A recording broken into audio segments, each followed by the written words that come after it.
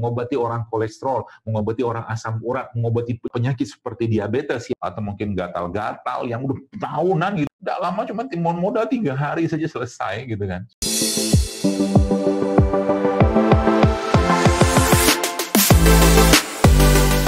Salah satu cara untuk mencegah ketakseimbangan ya mikroba dalam tubuh kita, khususnya dalam dalam mulut kita adalah dengan cara bersiwak. Bayangkan Gus sekalian, subhanallah, kalau kita baca hadisnya, kata Nabi apa? Kalau tidak memberatkan umatku, ya, maka aku akan wajibkan mereka untuk bersiwak setelah berwudu. Gini, maaf. Kalau ada 5 sholat waktu, 5 sholat wajib, maka ada 5 kali wudhu kita. Lalu Nabi menjelaskan, tidak memberatkan umatku, kata baginda Nabi SAW, maka aku akan wajibkan mereka bersiwak sebelum sholat. Maka ada sholat 5 waktu tadi kan, ada 10 kita. Jadi bayangkan setiap sholat itu, ini baru sholat wajibnya. Kalau hitung-hitungan kita, sekalian, maka kurang lebih sekitar 20 kali kita bersiwak setiap hari. Dan siwak kalau kita baca penelitian itu Masya Allah, tabarakallah, terlalu banyak manfaat dari siwak. Kayu siwak ya, bukan odol. Kayu siwak ya saya maksud.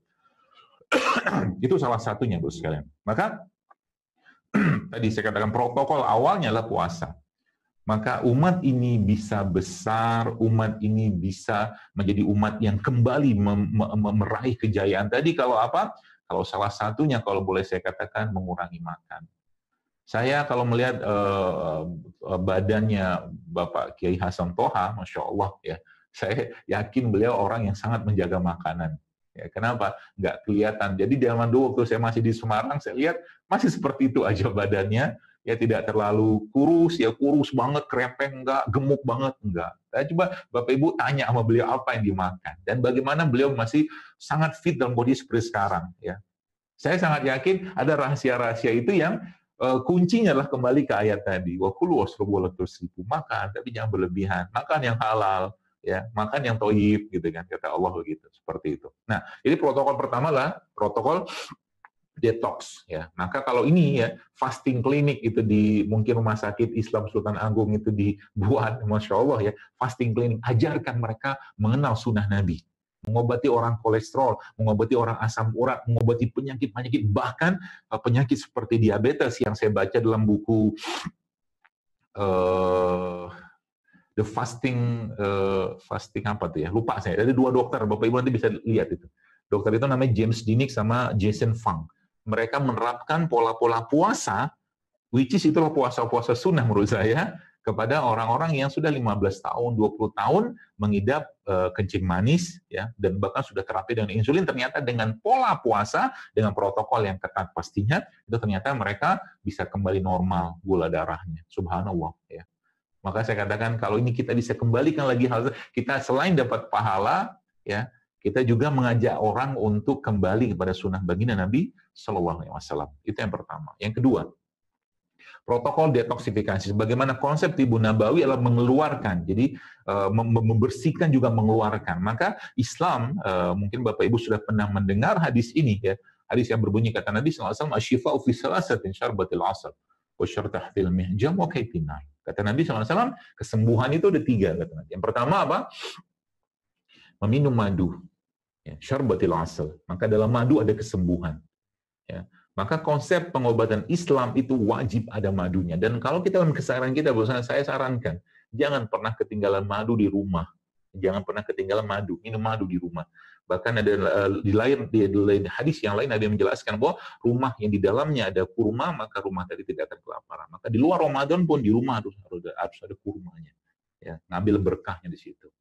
Kemudian syarbatil asal kata Nabi, meminum madu. Ya. Jadi minum madu efeknya apa? Udah banyak penelitian, Bapak Ibu bisa baca deh, gitu kan? Ya, bisa baca. Tapi kan dia kudu rutin, gitu kan? Nggak cukup cuman sekedar sekali 2 kali minum, gitu kan? Makan gorengan sekali-sekali silakan, ya, nggak masalah. Bikin sakit nggak? Mungkin nggak bikin sakit, tapi ada juga orang yang gara-gara makan 1 kali 2 kali langsung badannya bereaksi. Tapi kalau saya katakan makan sayuran, buah-buahan sekali-sekali ya tidak akan membuat badan sehat. Artinya apa? Kebiasaan hidup sehat ini kita harus ciptakan. Yang pertama tadi kita kembali hadis tadi, syarbatil asal. Yang kedua apa? Syartahtil mihjam kata Nabi. berbekam. Coba pikir baik-baik. Mari kita renungkan baik-baik. Apa perenungannya, Bapak sekalian? Saat ini, kemarin kita sudah masuk ke tanggal 13, tanggal 15 kemarin, ya, 15 Syawal, ya. Dari mulai Jumat, Sabtu, Ahad.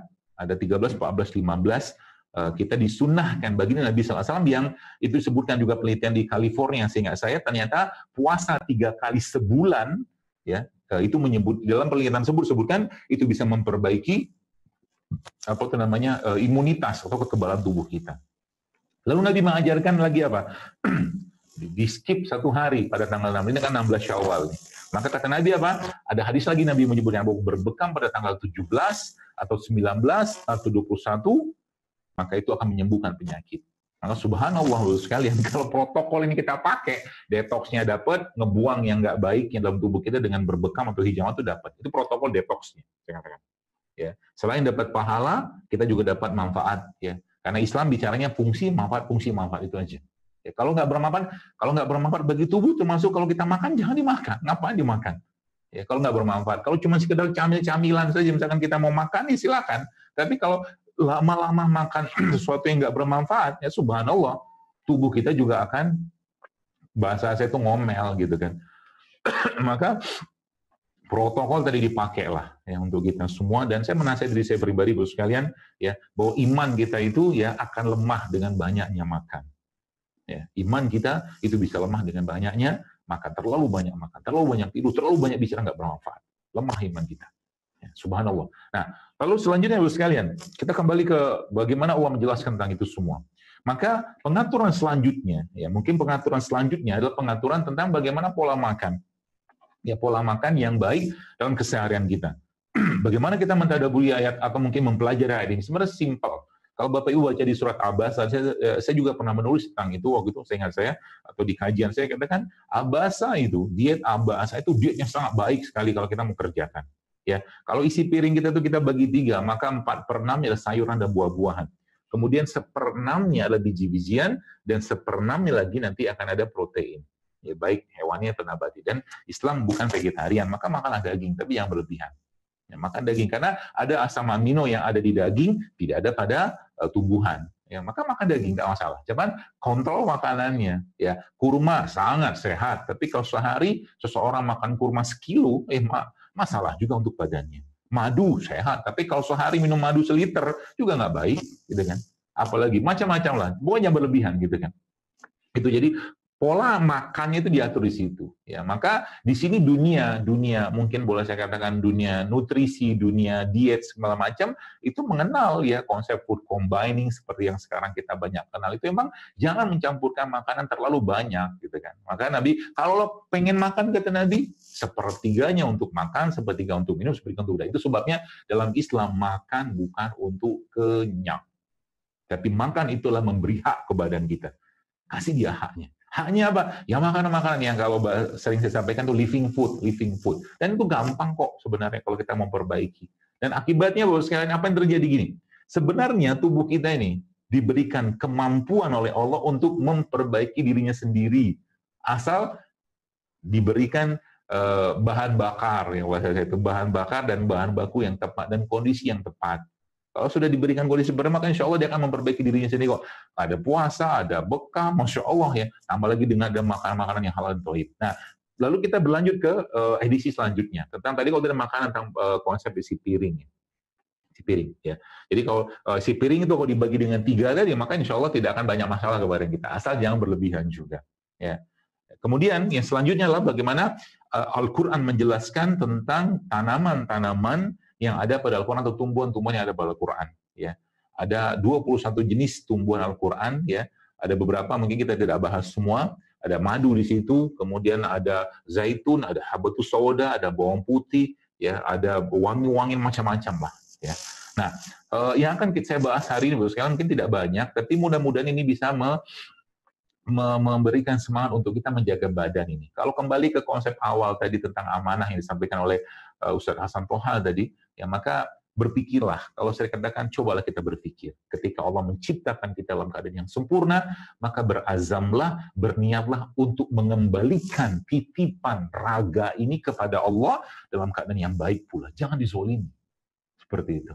Jangan terus-menerus badan ini dimasukin dengan makanan-makanan, minuman, segala macam yang nggak baik, sekalian. Janganlah. Ya, maka mulai hari ini boleh saya katakan, mari kita berazam ya untuk menjadikan hidup sehat itu sebagai bagian dari rasa syukur, bagian ketaatan kita pada Allah. Dan bagaimana protokolnya simpel, tinggalkan yang nggak baik dulu. Sebelum tinggalkan yang baik, bersihkan dulu dengan puasa, dengan berbekam. Ya, baru ya kita meninggalkan yang nggak baik, lalu isi dengan yang baik-baik. Nah, apa isi yang baik itu boleh saya katakan? Nah, kita lihat secara syar'inya atau secara tuntunan baginda Nabi SAW terlalu banyak. Kalau kita mungkin sampaikan di sini. Tapi kalau boleh saya katakan ada tiga hal yang penting yang mungkin saya menyarankan Bapak Ibu sekalian untuk mulai dirutinkan. Mulai dirutinkan. Dan inti efeknya itu akan luar biasa. Kalau sudah yang tidak baik ini di stop terus sekalian, dan kita tahu kok mana yang baik, mana yang tidak baik atau kurang baik lah. Kita tahu. Kalau saya bahas lagi ini nggak baik, udah kita paham kok. Ya. Mie instan semua sudah tahu nggak sehat, gitu kan. Tapi kalau sekali-sekali makan boleh nggak? Ya boleh aja sih. Ya, tapi kalau saya pribadi nggak mau. Kenapa? Kadang-kadang ada banyak penyakit yang tiba-tiba gara-gara makan satu bahan tertentu, tiba-tiba muncul autoimunnya, muncul apa segala macam. Mendingan nggak usah, menurut saya. Seperti itu. Ya. Nah, yang pertama madu boleh saya katakan madu. Jangan pernah tinggalkan madu sekarang. Ya. Yang kedua kurma. Nah, yang ketiga zaitun. Yang keempat ada 4 maaf. Madu, kurma, zaitun, dan habatus sauda. Ya, Bapak. Jadi itu 4 hal tadinya. Madu, zaitun, kurma, habatus sauda. Ya. Dan silakan Bapak Ibu mungkin baca penelitian-penelitian tentang itu sudah sangat-sangat banyak sebenarnya. Ya, 4 hal tadi. Karena terlalu banyak kalau kita bahas ya. Boleh kan 4 hal tadi kunci dulu. Ya. Ya, jangan pernah lepaskan. Dalam bentuk apa kita makan ini gampang sebenarnya, ya. Terus sekarang kita lihat lagi, kita mulai turun lagi. Jadi kalau kita bicara tentang Al-Qur'an, kita turun lagi ke negeri ini. Negeri ini Bapak sekalian, kalau boleh saya katakan adalah blessing country. Kita ini negeri yang diberkahi. 350 tahun ya kita dijajah Belanda. Yang diambil sama Belanda ya rempah-rimpang dari zaman dulu itu. Seperti itu kan. Ya, maka Masya Allah, kearifan lokal itu jadikan sarana kita bersyukur pada Allah. Jadi kalau boleh saya katakan, penyakit-penyakit degeneratif, dan itu saya buktikan dari akun saya, dari sosmed saya, dari Instagram, itu ternyata ketika mereka jadi gini, ada satu kata yang sangat baik yang saya dapatkan itu. If you want to cure disease, you have to stop what make you sick. Jadi kalau Anda mau ngobatin penyakit, harus stop dulu yang bikin sakit itu apa. Ya, sekarang kita lihat terlalu banyak makanan-makanan yang tinggi karbohidrat, banyak bahan-bahan sintetiknya segala macam. Itu kan di stop dulu lah itu. Dan puasa kan dulu. Seperti itu. Jadi Bapak sekalian, lalu ternyata tadi saya katakan rempah-rimpang waktu saya survei sederhana ala-ala saya itu ternyata efek kan luar biasa. Ya. Cuman pengen bersih-bersih darah doang, minum kunyit, ya, tambahkan sedikit sama jahe, tambahkan sedikit sama serai, jadi hamil, gitu kan. Banyak sekali efeknya, itu saya katakan, tubuh kita tuh ya, banyak sekali kejutan-kejutan yang Allah sudah siapkan kalau diperbaiki badannya. Maka, kalau boleh saya katakan, ya ilmu nutrisi ini, jangan lagi kita tinggalkan. Saya berharap, mudah-mudahan, saya tidak tahu kalau berkenan, gitu kan, saya bukan ahlinya, kalau saya cuma komparatornya aja. Ya, saya bagian buka pintu di masjid saja. Saya cuma bagian untuk mengajak masyarakat kembali pada konsep ini saja. Di belakang harapan saya ke depan banyak lagi, ya sebulan mungkin zaidul yang lain yang mau mengambil peran ini. Bagaimana dari hulunya pertanian kita sudah perbaiki, sampai ke hilirnya, ya end produknya kita sudah perbaiki. Jadi gambaran dalam benak saya itu sudah ada sebenarnya, saya cuma sendirian, saya butuh. Jadi kalau mungkin boleh saya katakan di Unisulam itu sudah mulai saran saja mungkin kepada Pak Rektor dan Ustadz Hasan ya mungkin diajarkan mereka tentang nutrisi Islami itu seperti apa. Ya, ajarkan kepada para dokter perawat itu sehingga nanti mereka bukan hanya menjadi para dokter yang bergantung pada obat-obatan saja, tapi juga dari apa yang Allah tumbuhkan, Allah ciptakan di langitnya, di buminya ini khususnya itu bisa menjadi sarana pengobatan. Ya, kan itu terlalu banyak saya katakan penelitian tentang itu. Ya, harapan saya begitu. Sebab apa? Kalau ilmu tidak kita kuasai, nanti lagi-lagi ya orang-orang non-Muslim, orang kafir, ya bahkan musuh-musuh Islam nanti akan mengendalikan itu semua. Jangan sampai kita Islam sudah sangat sempurna, udah contoh saja. Terlalu banyak kitab-kitab pengobatan yang kita mau bahas sekarang. Saya waktu dengan salah satu seorang ustadz kita mengadakan diskusi lah, bahkan kita bikin video bareng itu, saya katakan saya kagum luar biasa sekalian. Kenapa kagum itu? Ternyata literatur tentang pengobatan kesehatan itu ratusan, Pak, ratusan. Tapi masih bahasa Arab gitu kan. Dan itu kalau kita gali semua, subhanallah, ya. Kanun of Medicine Ibnu Sina itu kan ada berapa jilid tuh? 5 jilid sehingga itu saya sempat pengen beli juga itu waktu itu belum kesampaian, tapi itu hanya satu dari mungkin saya boleh katakan ribuan ya kitab-kitab pengobatan yang ada. Ya, termasuk kitab tentang bagaimana nutrisi ya, berperan dalam pengobatan. Ya, itu sangat penting sekali. Jadi nanti ke depannya apa? Ya rumah sakit ya tidak hanya mengurusin orang-orang yang sakit saja, tapi nasihat-nasihat kesehatan, nasihat-nasihat bagaimana cara menjaga jantung, menjaga ginjal, menjaga otak, menjaga segala macam organ yang ada pada badan kita ini. Nah, itulah sebenarnya esensi pengobatan, ya. Bukan hanya mengobati saja, tapi ada sisi-sisi yang kita harus jaga kesehatan tadi. Dan itu mungkin kalau boleh saya katakan ya jujur-jujuran agak terlupakan di sini. Ya. Nah, kita kembali ke dua hal tadi bersama. Jadi ada nutrisi Qur'annya. Ya, kalau sudah nutrisi Quran pasti baik. Udah dimanapun kita berada, maka makanlah itu. Ya, maka makanlah itu sebagai kasih sayang dan rahmat dari Allah. Saya kan ada madu, kurma, zaitun, habatus sauda. Yang pertama itu. Yang kedua apa? Kearifan lokalnya. Seperti saya jelaskan tadi. Ya, kurang lengkap apa Indonesia ini, Bapak sekalian. Ya, kita punya rempah luar biasa, kita punya rimpang luar biasa. Saya banyak ada beberapa pasien-pasien saya itu, ya sebelah mungkin jamaah juga yang konsultasi segala macam itu kayak mungkin beberapa kasus-kasus seperti psoriasis ya atau mungkin gatal-gatal yang udah tahunan gitu, ternyata modal jahil, lengkuas ya, serai ya itu diminum kemudian dibalurkan ke bagian badan tadi yang gatal-gatal, ternyata tidak lama cuma timbun modal 3 hari saja selesai gitu kan. Subhanallah, manusia Allah yang menciptakan itu semua di negeri kita ya. Maka kalau boleh saya katakan, ambillah kekayaan ini ya. Tadi di luar yang tadi sudah dijelaskan oleh Al-Qur'an dan sunnah-sunnah Nabi SAW. Jadi ada rempah, ada rimpangnya ya. Ada mungkin terlalu banyak kalau kita sebutkan, ada ketumbarnya, ada kayu manisnya, ada serainya, ada jahe punya segala macam. Ini boleh saya katakan protokolnya, kalau boleh saya katakan untuk penyakit-penyakit degeneratif di masa depan ya ini sebenarnya. Ditambah lagi dengan puasa. Ya, ditambah lagi dengan puasa, tambah lagi dengan bekam, udah cukup sebenarnya. Bagaimana proses autofagi, detoksifikasi, otolisis semua terjadi dengan syariat ini, gitu kan? Subhanallah, ya. Maka apa saya katakan tadi ya, petunjuk itu semua jelas dalam Islam. Dan ditambah lagi dengan mungkin sedikit cerita tentang bagaimana kita menjaga keseimbangan, ya. Bagaimana kita menjaga keseimbangan diri kita berupa mikrokosmos atau ya kalau mungkin di langit kan makrokosmosnya, mikrokosmos semua berputar, semua apa tuh namanya berputar mengelilingi elektron sebagaimana alam semestanya berputar mengelilingi orbitnya masing-masing. Maka mikrokosmos harus dijaga. Siapa pengatur mikrokosmos tadi? Ya, pengatur mikrokosmos tadi adalah satu organ tanda kutip yang Allah titipkan dalam diri kita yang namanya kolbu. Ya, maka konsep sehat dalam Islam ya di luar yang fisik semua tadi itu kembali pada konsep yang sederhana tapi ini powerfulnya luar biasa, yaitu apa? Ala wa inna fil jasad mudghah idza salahat jasad kulluhu wa idza fasada jasad kulluhu. Dalam tubuh kita terdapat satu segumpal daging, kata Rasulullah. Dia baik-baik semua, dia rusak-rusak semua. Subhanallah. Artinya apa? Kalau Bapak Ibu baca, saya waktu membaca ayat ini, mencoba hadis ini, mencoba mentadaburi segala macam, itu subhanallah. Bahkan banyak ulama menjelaskan tentang dahsyatnya kolbu ini. Ya. Dan kalau diterapi Bapak sekalian, apa terapi buat kolbu tadi? Cuma 2. Terapi kolbu tadi Islam dan Al-Quran. Ya. Obatnya cuma 2, Islam dan Al-Quran. Maka sampaikan pada mereka ya tentang Islam tadi dan Al-Quran tadi. Maka saya katakan bahwa Al-Quran itu menjadi obatnya. ya, maka Al-Quran itu menjadi obatnya. Obat buat siapa? Buat kolbunya, obat buat fisiknya.